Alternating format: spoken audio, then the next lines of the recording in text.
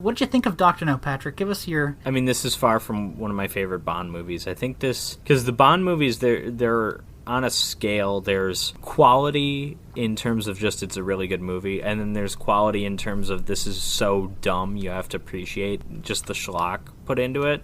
Like a Moonraker. And this is somewhere in between. It's not as exciting as a Goldfinger or a Casino Royale or a GoldenEye. Obviously, it's probably the least exciting Bond movie, and a lot of that's just because it's the first one. They didn't quite know how to handle the action yet. But it's also got moments in it that are so silly. Again, not as bad as like the stuff in Diamonds Are Forever or Man with the Golden Gun, but the whole climax is incredibly goofy, especially with the suits they're wearing, because I mean they're not normal hazmat suits. They look like bad 1950s alien, Martian outfits or something. Absolutely. And then there's that, and then there's the whole dragon thing, which I don't know. I mean, that stuff belongs in a schlockier movie than this is. That stuff belongs in You Only Live Twice or Diamonds Are Forever, one of the more goofy ones, which this movie isn't. It has a relatively serious tone. Yeah, and I mean, I think... I'm complaining about the tone of a James Bond movie while the movie Munchie is on television in my basement here.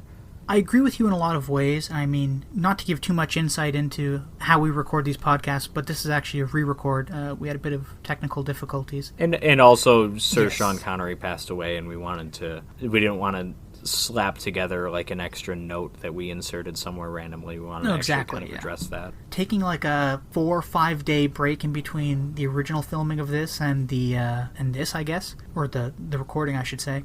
You've kind of swayed me onto your side about this Bond movie. My original opinion was that this is a really good Bond movie, and you have to look at it as a Bond movie that has no connection to the other Bond movies. Like, this is a standalone Bond movie. It's a standalone film. In other words, imagine it as if no other Bond movies had come out. And I think it's a great movie. I still kind of hold that opinion, but it's not But we have been spoiled with so many other Bond yeah. movies. We can't ignore that in 2020. No, exactly. I still hold that opinion that it's a fine movie, it's a good movie as a standalone movie, and it's a fine Bond movie, but I think, going to remove it from my tier of, like, favorite Bond movies and move it down to that middling tier. But at the top of that middling tier, like above most of the Roger Moore stuff. That's close to where it is for me. I'd have this almost smack dab in the middle if I were to rank all of them, all of the 26 or whatever, however many there are. There is another one that no one's seen yet, of course. This would probably be like number 14 or 15 for me. It's far from the worst, but I also think it's almost equally far from the best, too. Yeah, now I have a question for you, because I was thinking about this. If an actor like Roger Moore had starred in this exact movie, would you like it more or less? Or like Pierce Brosnan or Daniel Craig or whoever. If it was the exact same movie, just a different lead actor? No, I don't think so. I like the seriousness while still being a little goofy that Connery gives it. I don't think my problems with the movie tonally are with the actor or with the performance. It's more just presentation of certain scenes. That's pretty much where I fall as well. It's just the presentation of scenes, and I think you're right in saying that Goldfinger was the first Bond movie to really get the pacing right of what a Bond movie should be.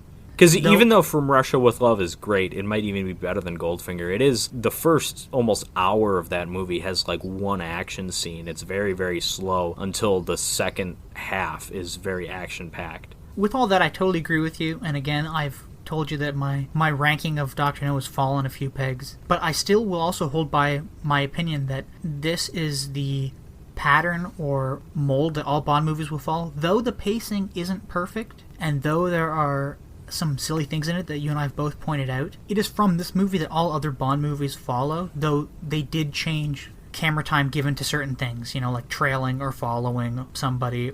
Usually now in Bond movies, the last like 20 odd minutes, 30 minutes is the bad guy, is the arch villain and his plan, and then Bond stopping him. As opposed to the last 90 seconds.